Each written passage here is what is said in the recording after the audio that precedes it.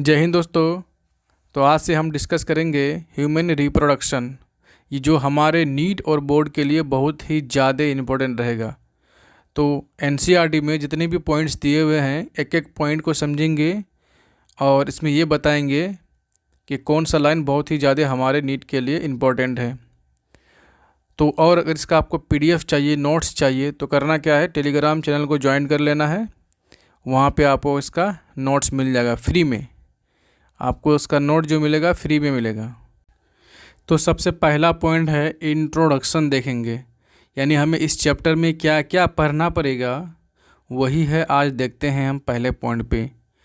तो सबसे पहला पॉइंट देखिए, पॉइंट नंबर 1 के human are sexually reproducing organism, यानी कि जो एंड वी पैरस, मतलब क्या हुआ कि जितने भी ह्यूमन बीइंग हैं वो क्या होंगे, सेक्सुअली रिप्रोड्यूसिंग ऑर्गेनिज्म है। दैट मीन्स कि इसमें मेल गैमीट्स और फीमेल गैमीट्स दोनों भाग लेगा। तो दोनों भाग लेगा तो और इससे जो प्रोजेनी बनेगा तो वो वी पैरस होंगे, यानी जितने भी ह्यूमन बींग्स है वो क्या है, वी पैरस। द वी पैरस का क्या मतलब होता है, ऐसे ऑर्गेनिज्म जो डायरेक्ट बच्चे को जन्म देता है उसको वी पैरस बोलते हैं, और जो अंडे को जन्म देता है उसको क्या बोलेंगे तब, तो उसको बोलेंगे ओवी पेरस। क्या बोलेंगे, ओवी पेरस बोलेंगे। तो बात समझ गए, पहला पॉइंट। अब दूसरा पॉइंट है कि देयर रिप्रोडक्शन इवेंट्स इंक्लूडेड, यानी कि इस रिप्रोडक्शन में कौन कौन से इवेंट्स होंगे वो जानना है हमें। तो सबसे पहला पॉइंट होगा गैमेटोजेनेसिस, फिर दूसरा होगा इंसेमिनेशन, तीसरा होगा फर्टिलाइजेशन, चौथा होगा क्या, इम्प्लांटेशन, पांचवा होगा गेस्टेशन, छठा क्या हो जाएगा, पार्चुरेशन। तो आपको एक एक लाइन को याद करना है और ये सीक्वेंस भी याद कर लेना है कि किसके बाद क्या होगा। समझ रहे हैं आप? ठीक है। तो देखिए सबसे पहला पॉइंट समझते हैं कि फॉर्मेशन ऑफ गैमीट्स। ये डिफिनेशन ही याद कर लीजिएगा कि गैमेटोजेनेसिस किसे कहते हैं। तो formation of gamete is called gametogenesis, is called gametogenesis. That is, देखो मेल में बनेगा मेल गैमेट, तो फीमेल में बनेगा फीमेल गैमेट। मेल गैमेट को क्या बोलते हैं, तो स्पर्म बोलते हैं, और फीमेल गैमेट्स को क्या बोलते हैं, तो ओवम बोलते हैं। तो इसके लिए भी देख दो टर्म होता है। स्पर्म का फॉर्मेशन, यानी स्पर्म गैमेट का बनने का मतलब उसका प्रोसेस को क्या बोलेंगे, उसको बोलेंगे स्पर्मेटोजेनेसिस। मतलब क्या हुआ, the formation of sperm is called spermatogenesis. उसी तरह the formation of ovum in female is called oogenesis. इसमें बोलेंगे स्पर्म गैमेट बनेगा तो स्पर्मेटोजेनेसिस, और ओवम बनेगा तो ऊजेनेसिस। तो इसी तरह क्या हो गया, गैमेटोजेनेसिस कंप्लीट हो गया। समझ रहे हैं? देखो मेल गैमेट को स्पर्म बोलेंगे, फीमेल गैमेट को ओवम बोलेंगे। क्लियर है? जब मेल गैमेट और फीमेल गैमेट बन गया तो अब तो इसके बीच क्या हो जाएगा, फ्यूज़न होगा, यानी कि फर्टिलाइजेशन होगा। तो फर्टिलाइजेशन से पहले ये भी तो प्रोसेस होना चाहिए कि मेल गैमेट को फीमेल गैमेट तक पहुंचाना है। ठीक है, मेल गैमेट को फीमेल गैमेट तक पहुंचाना है। तो उसके लिए दूसरा पॉइंट पढ़ते हैं, क्या है, transfer of sperm into female genital tract, यानी कि स्पर्म का ट्रांसफ़र करेंगे हम फीमेल जेनाइटल ट्रैक में। ठीक है,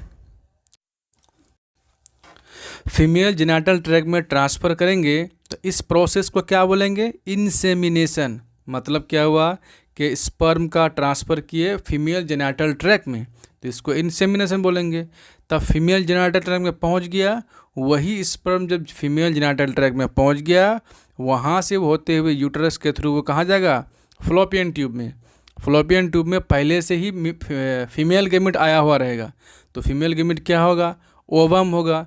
तो यहाँ से गया मेल गैमेट, अब वहाँ ऑलरेडी पहले क्या था, फ्लोपियन ट्यूब में ओवम था। दोनों आपस में आएगा तो दोनों फ्यूज़ कर जाएगा। जब फ्यूज कर जाएगा तो उसको बोलेंगे क्या, फर्टिलाइजेशन। यानी जब मेल गैमेट फीमेल गैमेट से फ्यूज़ करता है तो उस प्रोसेस को क्या बोलेंगे, फर्टिलाइजेशन। जो फ्यूज़न करके जो प्रोडक्ट बनेगा उसको हम जाइगोट बोलेंगे। क्या बोलेंगे, जाइगोट बोलेंगे। उसके बाद तीसरा पॉइंट क्या आ जाएगा, तीसरा पॉइंट होगा this is followed by formation of development of blastocyst. जो जाइगोट है वो फिर ब्लास्टोसिस्ट में डेवलप हो जाएगा। यही ब्लास्टोसिस्ट जो है यूटरस का वाल में इम्प्लांट हो जाएगा। यही ब्लास्टोसिस्ट क्या है, यूटरस का वाल में इम्प्लांट हो गया। तो अब तक हम कितना पढ़े, सबसे पहले गैमेटोजेनेसिस यानी गैमेट का फॉर्मेशन, मेल में स्पर्म का फॉर्मेशन, फीमेल में ओवम का फॉर्मेशन। उसके बाद क्या पर दूसरा प्रोसेस क्या होगा, इंसेमिनेशन, मतलब मेल गैमेट को फीमेल जेनिटल ट्रैक्ट में पहुंचाना। दैट मीन्स कि स्पर्म को फीमेल जेनिटल ट्रैक्ट में पहुंचा दिए, उस प्रोसेस को इंसेमिनेशन बोलें। जब वहाँ पे वो चले गया, अब वहाँ फीमेल गैमेट के साथ फ्यूज़ कर लेगा तो उसको फर्टिलाइजेशन बोलेंगे, जिसके फलस्वरूप क्या बनेगा, जाइगोट बनेगा। वही जाइगोट है डेवलप हो जाएगा ब्लास्टोसिस्ट में। किस में डेवलप होगा, जाइगोट डेवलप हो जाएगा ब्लास्टोसिस्ट में। और ये ब्लास्टोसिस्ट इम्प्लांट हो जाएगा कहाँ पे, यूट्रस के वाल में जाके धंस जाएगा, उसी को बोलेंगे इम्प्लांटेशन बोलेंगे। अगर क्वेश्चन पूछ दिया कि इम्प्लांटेशन किसका होता है, जाइगोट का, स्पर्म का, ब्लास्टोसिस्ट का, ओवम का, तो आपको आंसर बोलना है ब्लास्टोसिस्ट का, क्योंकि स्पर्म और ओवम फ्यूज करके तो जाइगोट बना। जाइगोट ही डेवलप हो गया किस में, ब्लास्टोसिस्ट में। ब्लास्टोसिस्ट पे किस में डेवलप हुई, किस ब्लास्टोसिस्ट पे क्या हो गया, इम्प्लांट हो गया। यही चीज़ है। अब जैसे इम्प्लांटेशन हो गया, अब क्या होगा, बेबी का डेवलपमेंट होगा, तो उसको बोलेंगे गेस्टेशन पीरियड बोलेंगे, मतलब उसको क्या बोलेंगे, प्रेगनेंसी पीरियड बोलेंगे। तो वहाँ पे चौथा पॉइंट क्या होगा, एम्ब्रियोनिक डेवलपमेंट, तो उसको गेस्टेशन बोलेंगे। जब जैसे ही फुल्ली डेवलप हो जाएगा बच्चे और उसको बाहर कर देना है तो उसको बोलेंगे डिलीवरी ऑफ बेबी, तो मतलब पार्चुरेशन। बात समझ में गए, बात समझ गए। तो हमें क्या क्या स्टेप याद रखना पड़ेगा, पहला होगा गैमेटोजेनेसिस, दूसरा होगा इंसेमिनेशन, तीसरा होगा फर्टिलाइजेशन, चौथा होगा इम्प्लांटेशन, पांचवा होगा गेस्टेशन, छठा होगा पार्चुरेशन। इसके बाद क्या हो जाएगा, जब बच्चे जन्म हो जाएंगे तो उसको तो मिल्क फीडिंग कराना पड़ेगा, दूध पिलाना पड़ेगा, तो फिर सातवां क्या हो जाएगा, लैक्टेशन। ठीक है, सातवां हो जाएगा लैक्टेशन। तो इसी तरह जो है पूरा यानी कि रिप्रोडक्टिव इवेंट पूरा होता है, और ये हमें 1 बाय 1 स्टेप बाय स्टेप पढ़ना पड़ेगा आगे चल के। ठीक है, तो देखिए छठा नंबर पे कुछ लिखा हुआ देखते हैं, you have learn that these reproductive event occurs after puberty. तो कहने का मतलब है कि ये सारे गैमेटोजेनेसिस हुआ, इंसेमिनेशन होगा, फर्टिलाइजेशन होगा, इम्प्लांटेशन होगा, गेस्टेशन होगा, ये सारे कब होगा, तो प्यूबर्टी के बाद होगा। कब होगा, प्यूबर्टी के बाद होगा। ठीक है, सातवां नंबर देखिए, there are remarkable difference between the reproductive events in male and female. ठीक है, स्पर्म फॉर्मेशन कंटिन्यू, मतलब क्या हुआ कि इस मेल गैमीट और फीमेल गैमीट का बनने का बात कर रहे हैं यहाँ पे। तो मेल गैमीट यानी स्पर्म का फॉर्मेशन कंटिन्यू होगा, यानी अगर बूढ़े आदमी है तब भी उसमें स्पर्म बनेगा। बट 45 से 50 ईयर तक क्या होता है, वुमेन में एग का यानी ओवम का फॉर्मेशन बंद हो जाता है, सीज हो जाता है। ठीक है, तो उस प्रोसेस को बोलते हैं मेनोपॉज। मेनोपॉज कितने ईयर में होता है, 45 से 50 ईयर के बीच में होता है। उसके बाद फीमेल गैमेट्स और नहीं बनेगा। लेकिन अगर वो ओल्ड मैन है तो उसमें स्पर्म का फॉर्मेशन कंटिन्यू हमेशा होते रहेगा, चाहे वो 50 साल का हो, 100 साल का हो या 500 साल का हो। ठीक है, अब चलते हैं सबसे नेक्स्ट पॉइंट पे चलते हैं, क्या है कि द मेल रिप्रोडक्टिव सिस्टम, मतलब 1 बाय 1 समझेंगे। ठीक है, सबसे पहले मेल रिप्रोडक्टिव समझेंगे, फिर फीमेल रिप्रोडक्टिव सिस्टम समझेंगे। तो देखते हैं सबसे पहले मेल रिप्रोडक्टिव सिस्टम। तो क्या क्या पॉइंट हमें याद रखना पड़ेगा, तो पहला है male reproductive system is located in pelvic region. Pelvic region क्या होता है भाई, तो वो एब्डोमिनल जो रीजन है वो एब्डोमेन का सबसे लोअर वाला रीजन को क्या बोलते हैं हम, पेल्विक रीजन बोलेंगे। तो इसमें क्या होगा, it includes pair of testis, इसमें टेस्टिस होगा, 2 टेस्टिस होगा, एसेसरी डक्ट होगा, ग्लैंड्स होगा और एक्सटर्नल जेनाइटेलिया होगा। तो भाई टेस्टिस हुआ, एसेसरी डक्ट, तो एसेसरी डक्ट में क्या होगा, जैसे सेमनीफेरस ट्यूब्यूल हो गया, एपिडिडाइमिस हो गया, इजाकुलेटरी डक्ट हो गया, वास डिफरेंस हो गया, ये सारे क्या है, एसेसरी डक्ट है। और ग्लैंड्स में क्या क्या होगा, कॉपर्स ग्लैंड हो गया, सेमाइनल वेसिकल हो गया, प्रोस्टेट ग्लैंड हो गया। ठीक है, वैसे एक्सटर्नल जेनिटलिया में क्या हो जाएगा, पेनिस हो गया, उसके बाद क्या हो जाएगा, स्क्रोटम हो गया, इसको बोलेंगे external genitalia. Okay, one by one. तो देखते हैं सबसे पहला point, the primary sex organ are testis. अगर क्वेश्चन पूछे कि मेल के केस में प्राइमरी सेक्स ऑर्गन क्या है, तो टेस्टिस है। बिसाइड प्रोड्यूसिंग गैमिट, और उसका काम क्या है, गैमिट का फॉर्मेशन बनाएगा। तो उस गैमिट का नाम क्या है, स्पर्म का फॉर्मेशन करेगा। और क्या करेगा, सेक्रेट करेगा सेक्स हार्मोन जिसका नाम है टेस्टोस्टेरोन। तो समझ गए होंगे कि प्राइमरी सेक्स ऑर्गन किसको बोलेंगे, तो मेल के केस में टेस्टिस को बोलेंगे, और उसका काम है स्पर्म का फॉर्मेशन करना और सेक्स हार्मोन बनाना। ठीक है, उसके बाद है the growth of gonads, their maintenance and function are regulated by gonadotropin यानी FSH of FSH and ICSH of a anterior lobe of pituitary gland. मतलब इसमें जो गोनाड्स का ग्रोथ होता है, मतलब टेस्टिस की बात कर रहा है, उसमें जो ग्रोथ एंड उसका मेंटेनेंस होगा और उसका फंक्शन को रेगुलेट करेगा गोनाडोट्रोपिन। कैसे करेगा वो हम आगे देखेंगे। उसके बाद अगला पॉइंट है the other reproductive organ which perform the important function in reproduction but neither producing gamete nor secrete hormone are called secondary sex organ. यानी कि सेकेंडरी सेक्स ऑर्गन किसको बोलेंगे, जो रिप्रोडक्टिव ऑर्गन तो है बट वह गैमिट और हार्मोन के फॉर्मेशन के अलावा दूसरा अदर काम करता है। मतलब अगर जो गैमेट्स बनाता है और सेक्स हार्मोन को रिलीज करता है यानी सेक्रेट करता है, उसको हम प्राइमरी सेक्स ऑर्गन बोलेंगे। तो प्राइमरी सेक्स ऑर्गन क्या है, तो टेस्टिस है। उसके बाद जो भी एक्स्ट्रा काम होगा, ठीक है, यानी कि गैमेट फॉर्मेशन के अलावा और क्या सेक्स हार्मोन को सेक्रेट करने के अलावा, उसके अलावा जो भी काम करेगा वो सेकेंडरी सेक्स ऑर्गन होगा। तो क्या क्या होगा, तो प्रोस्टेट ग्लैंड हो गया, सेमाइनल वेसिकल हो गया, वास डिफरेंस हो गया, पेनिस हो गया, पेनिस इन मेल, ये सारे के सारे क्या है, सेकेंडरी सेक्स ऑर्गन है। तो सबसे पहले टेस्टिस देखेंगे, तो उससे पहले हम देखते हैं मेल रिप्रोडक्टिव सिस्टम को ही देख लेते हैं।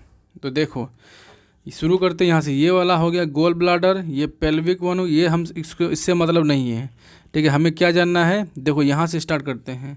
ये है टेस्टिस, इसको बोलते हैं स्क्रोटम। ठीक है, ये है टेस्टिस। ठीक है, उसके बाद देखो, उसके बाद देखते हैं ये वाला टेस्टिस के ऊपर जो ऐसा है, ऊपर से कवरिंग दिखता है जो खुलता है टेस्टिस, जिसमें वो एपिडिडाइमिस किस में खुलेगा, तो वास डिफरेंस में। समझ रहे हो, तो वास डिफरेंस कहाँ खुलेगा, तो इजाकुलेटरी डक्ट में खुलेगा। इजाकुलेटरी डक्ट में और कुछ खुलता है तो सेमाइनल वेसिकल में खुलता है। ठीक है, और क्या खुलेगा, तो प्रोस्टेट ग्लैंड, फिर वो यूरेथ्रा के थ्रू बाहर आ जाएगा। ठीक है, यहाँ पे देख लीजिए आप, यहाँ देखिए ये टेस्टिस हो गया, ये हो गया क्या, एपिडिडाइमिस, उसके बाद vas deferens, seminal vesicle, ejaculatory duct ये वाला, यहाँ पे प्रोस्टेट ग्लैंड है, और नीचे कॉपर्स ग्लैंड है, और ये है यूरेथ्रा। ठीक है, ये क्या है, ये वाला, ये है यूरेथ्रा, और ये पूरा को बोलेंगे पेनिस। समझ रहे हैं, यहाँ पे भी देख लीजिए सेम चीज़ है। तो वन बाय वन देखेंगे कि टेस्टिस किसे बोलते हैं, वो देखते हैं। सबसे पहली बात, टेस्टिस को हम क्या बोलेंगे, प्राइमरी सेक्स ऑर्गन बोलेंगे। क्यों बोलेंगे, क्योंकि ये मेल गैमेट का फॉर्मेशन करता है और सेक्स हार्मोन का सेक्रेशन करता है, इसीलिए इसको क्या बोलेंगे, प्राइमरी सेक्स ऑर्गन। इसको मेल गोनाड्स भी बोलते हैं। क्या बोलते हैं, मेल गोनाड्स। ठीक है, समझ गए होंगे। पहला पॉइंट देखिए, testis are stand outside of the situated होना चाहिए यहाँ पे स्टंड। ठीक है, outside the abdominal cavity with pouch like structure called scrotum. यानी ये है अगर एब्डोमिनल कैविटी, इसके नीचे एक पॉच लाइक स्ट्रक्चर होता है नीचे हैंगिंग, जहाँ पे क्या होता है, टेस्टिस होता है। समझ रहे हैं, जो लटका हुआ हैंगिंग रहता है। उसके बाद नेक्स्ट पॉइंट क्या बोल रहा है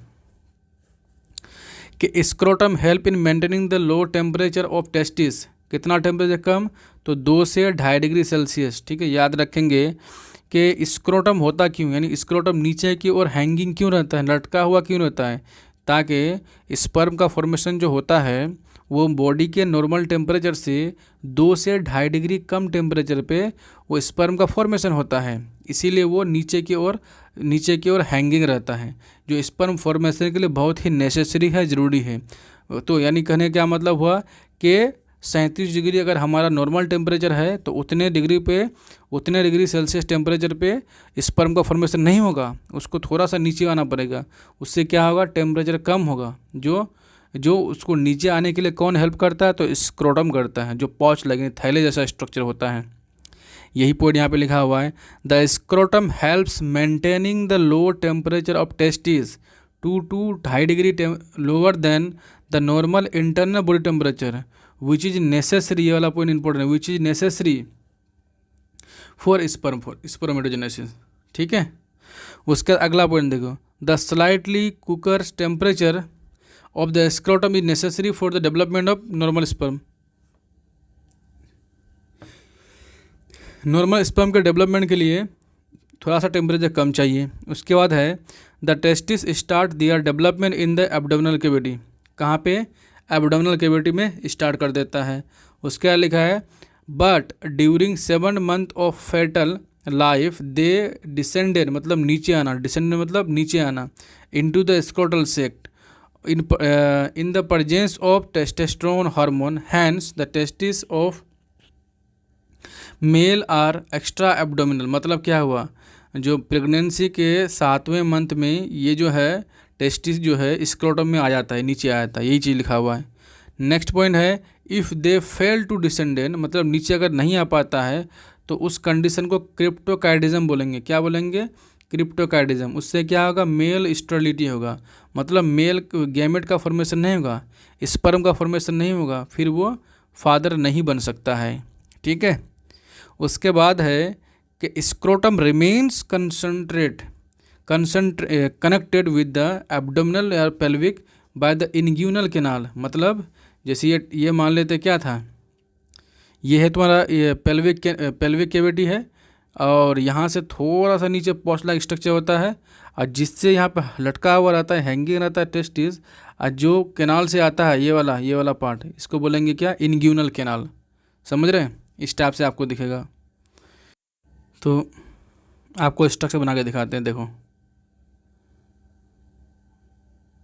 ये मान लिया टेस्टिस एक दूसरा टेस्टिस, ठीक है। उसके बाद ये क्या है, ये यूरिनरी ब्लैडर है, और ये है यूरेथ्रा, ये वाला यूरेथ्रा है। तो इससे क्या होगा, इस टाइप से यहाँ के खुलेगा ये खुला, ये पॉच लाइक स्ट्रक्चर है, ये पॉच लाइक स्ट्रक्चर, इधर पेनिस होगा। ठीक है, इस टाइप से रहेगा। ये था एब्डोमिनल कैविटी, यहाँ से नीचे आ रहा है, यहाँ से जो नीचे आ रहा है, इस कैनाल को बोलेंगे क्या, इन्ग्यूनल कैनाल। यहाँ भी होगा इन्ग्यूनल कैनाल। ठीक है, नेक्स्ट पॉइंट देखो, scrotum remain connected with the abdominal या पेल्विक कैविटी बाय इन्ग्यूनल कैनाल। यही चीज़ बता रहे थे। उसमें इन्ग्यूनल कैनाल में उसमें क्या हो जाएगा, ब्लड वेसल्स होगा, नर्व होगा, conducting tube pass through it. यानी कि इन्ग्यूनल कैनाल से ये सारे नर्व वेसल्स हुआ, ब्लड वेसल्स हुआ, उसके बाद क्या वास्ट डिफरेंस हुआ, सारा को मिला के बोलेंगे स्पर्मेटिक कोड। स्पर्मेटिक कोड बोलेंगे।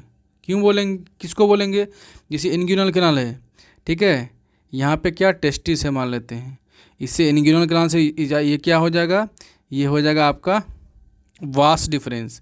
इसी से ब्लड वेसल्स आएगा, नर्व वेसल्स आएगा, सारा को मिला के बोलेंगे स्पर्मेटिक कोड। ये स्ट्रक्चर देख लीजिए, ये है यूरिनरी ब्लैडर, ये वाला, इसको बोलते हैं यूरेथ्रा, ये हो गया पेनिस, और इसको फोर स्किन बोलते हैं, ऊपर में से स्किन आता है फोर स्किन, और ये वाला ग्लैंड्स पेनिस बोलेंगे। ये हो गया सेमिनल वेसिकल, ये हो गया प्रोस्टेट ग्लैंड, यहाँ पे क्या होगा, कॉपर्स ग्लैंड होगा, ये टेस्टिस हो गया, ये एपिडिडाइमिस हो गया, और ये क्या हो गया, ये वास डिफरेंस हो गया, यानी वासा डिफरेंसिया।